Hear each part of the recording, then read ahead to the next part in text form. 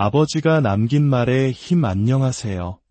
잠시 세상의 소음에서 벗어나 우리 영혼에 깊은 울림을 주는 지혜의 샘가로 여러분을 초대합니다.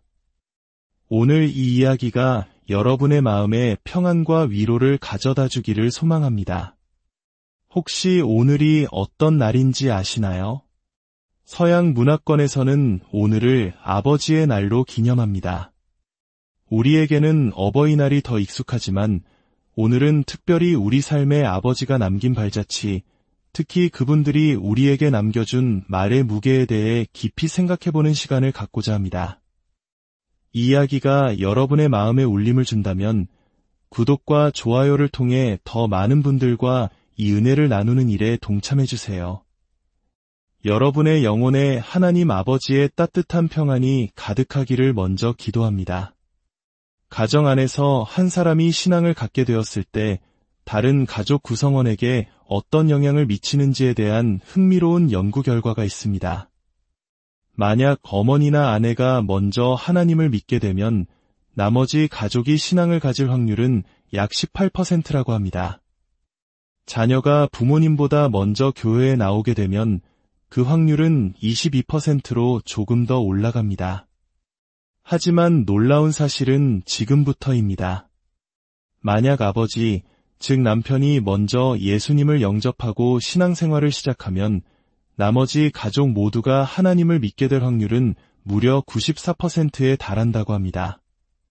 이것이 무엇을 의미할까요? 하나님께서 아버지라는 자리에 특별한 영향력을 부여하셨다는 증거입니다. 좋든 나쁘든 아버지의 존재와 그들의 말은 한 가정에 절대적인 영향을 미칩니다. 어떤 이에게는 그 영향력이 따뜻한 햇살과 같았을 것이고 또 다른 이에게는 평생의 상처로 남았을 수도 있습니다. 하지만 오늘 우리는 그 영향력의 긍정적인 힘, 즉 우리 모두가 사용할 수 있는 말의 힘에 대해 이야기하려 합니다. 한국 속담에 말이 씨가 된다는 말이 있습니다. 우리가 무심코 뱉은 말이 현실이 된다는 뜻이죠. 성경 잠언 18장 21절에도 비슷한 말씀이 있습니다. 죽고 사는 것이 혀의 힘에 달렸나니 혀를 쓰기 좋아하는 자는 혀의 열매를 먹으리라. 우리의 혀, 우리의 말에는 생명을 살리는 힘도 반대로 모든 것을 무너뜨리는 파괴의 힘도 함께 담겨 있다는 것입니다. 생각해보면 우리는 우리 삶에서 가장 중요했던 사람들이 우리에게 해준 말들로 인해 지금의 모습이 되었습니다. 학창시절 코치님의 격려 한마디, 부모님의 따뜻한 칭찬, 혹은 가슴에 비수처럼 꽂혔던 아픈 말 한마디가 지금의 우리를 만들었습니다. 한 사람의 인생을 세우기도 하고 무너뜨리기도 하는 말의 힘. 오늘 우리는 그 힘을 어떻게 사용해야 할지 성경 속에서 그 답을 찾아보려 합니다. 우리가 믿는 하나님 역시 아들 예수님을 두신 아버지이십니다. 예수님은 매일 새벽 하늘에 계신 아버지와 깊은 대화를 나누셨습니다.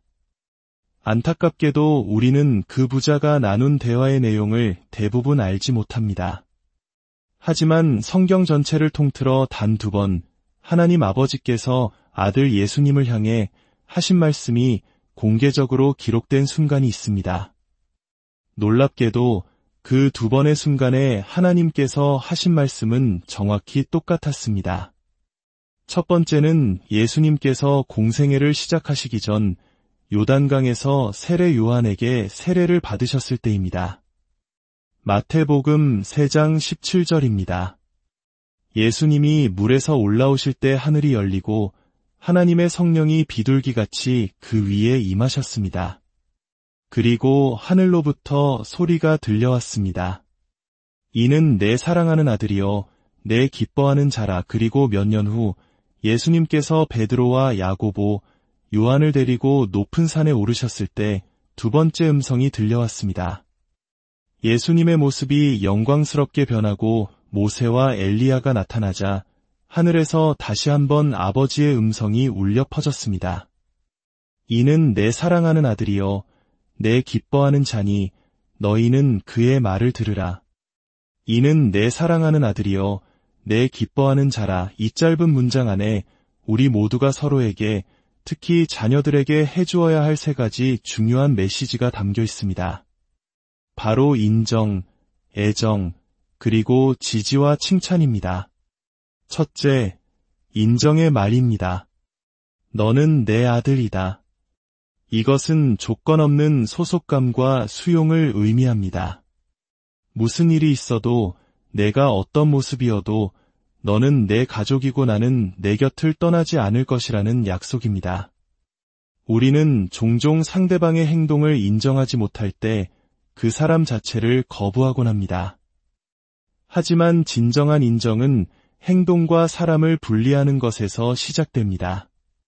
자녀가 큰 실수를 저질렀을 때 이렇게 말해주는 부모를 상상해 보십시오.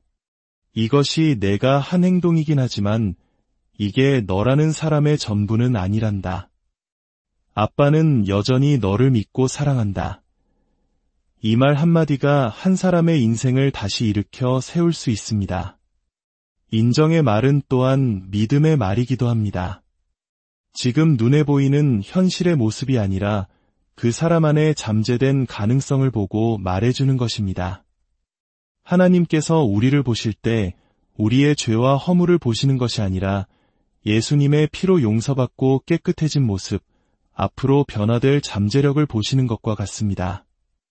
우리 주변 사람들에게, 특히 젊은 세대에게 그들의 가능성을 말해주십시오. 자네 안에 정말 대단한 잠재력이 있네. 나는 자네가 큰일을 해낼 사람이라고 믿어. 이처럼 믿음으로 건네는 인정의 말 한마디가 한 사람의 인생 항로를 바꿀 수 있습니다. 둘째, 애정의 말입니다.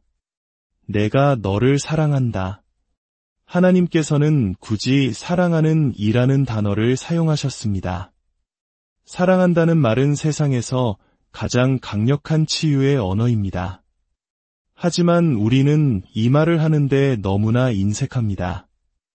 어색하고 쑥스럽다는 이유로 가장 가까운 사람에게조차 사랑을 표현하지 못할 때가 많습니다. 혹시 오늘 하루 누구에게도 사랑한다는 말을 듣지 못했다면 지금 제 눈을 보십시오. 그리고 하나님의 음성을 들으십시오. 내가 너를 사랑한다. 우리는 잔인한 말이 넘쳐나는 시대를 살고 있습니다. 특히 익명의 공간인 온라인에서는 날카로운 칼처럼 서로의 마음을 베는 말들이 아무렇지 않게 오고 갑니다.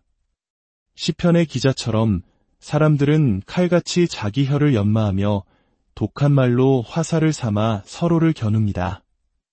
하지만 성경은 우리에게 치유하는 혀는 생명나무와 같다고 가르칩니다.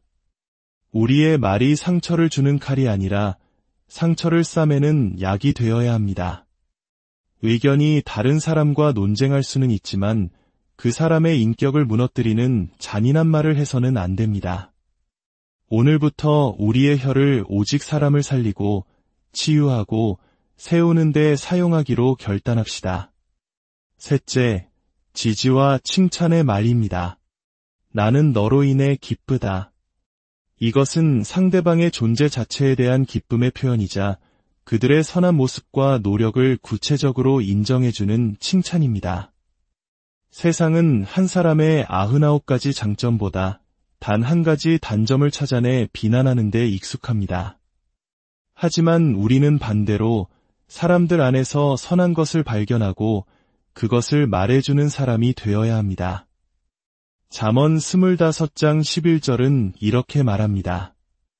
경우에 합당한 말은 아로새기는 쟁반에 금 사과와 같으니라. 시기적절한 칭찬과 격려는 은쟁반 위의 금사과처럼 귀하고 아름답습니다.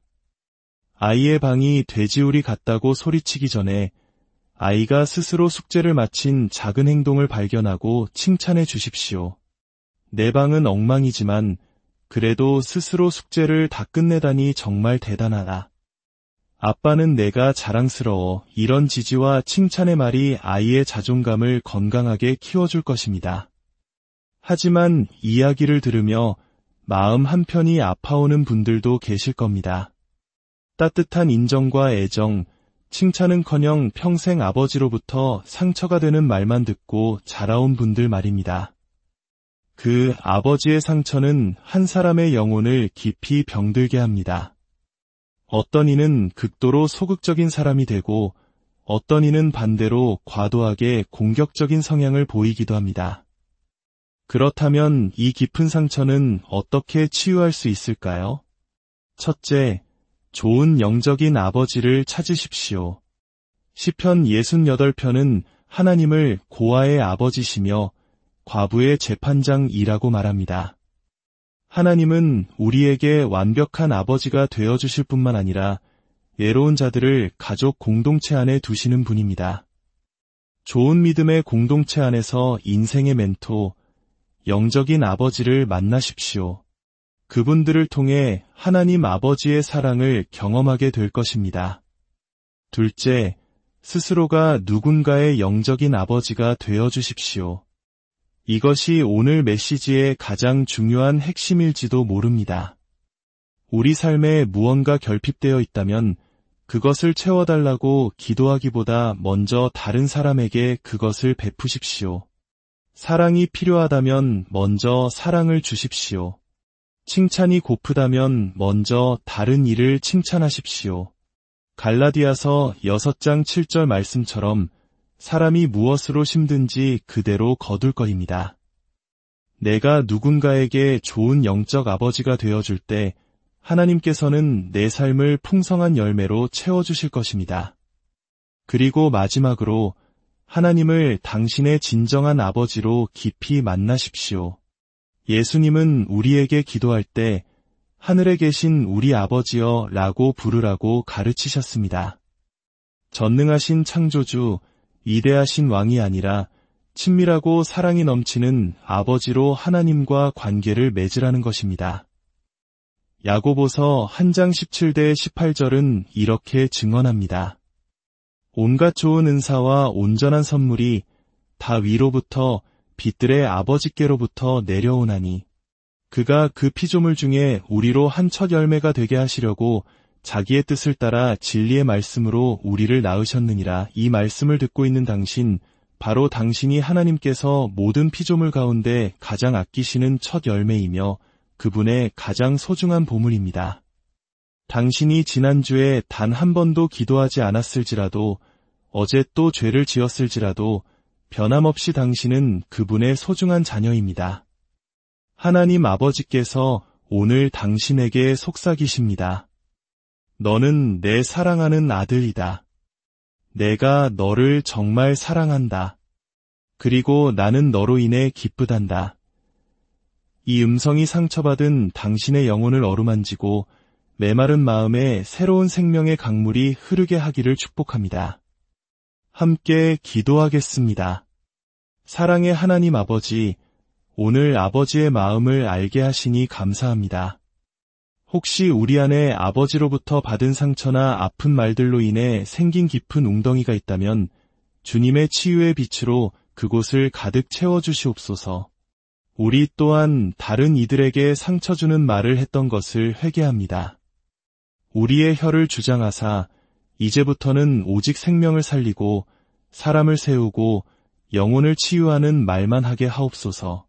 우리 모두가 서로에게 좋은 영적인 아버지가 되어주며 하나님 아버지의 사랑을 이 땅에 흘려보내는 축복의 통로로 살게 하여 주시옵소서. 아직 하나님을 아버지로 만나지 못한 분이 계시다면 지금 조용히 마음으로 따라 기도해 주십시오. 예수님, 저는 죄인입니다. 저의 죄를 용서해 주시고 제 마음의 주인이 되어 주세요. 이제부터 제 삶을 아버지 되신 하나님께 맡깁니다. 예수님의 이름으로 기도합니다. 아멘. 주님의 이름으로 여러분 모두를 축복합니다.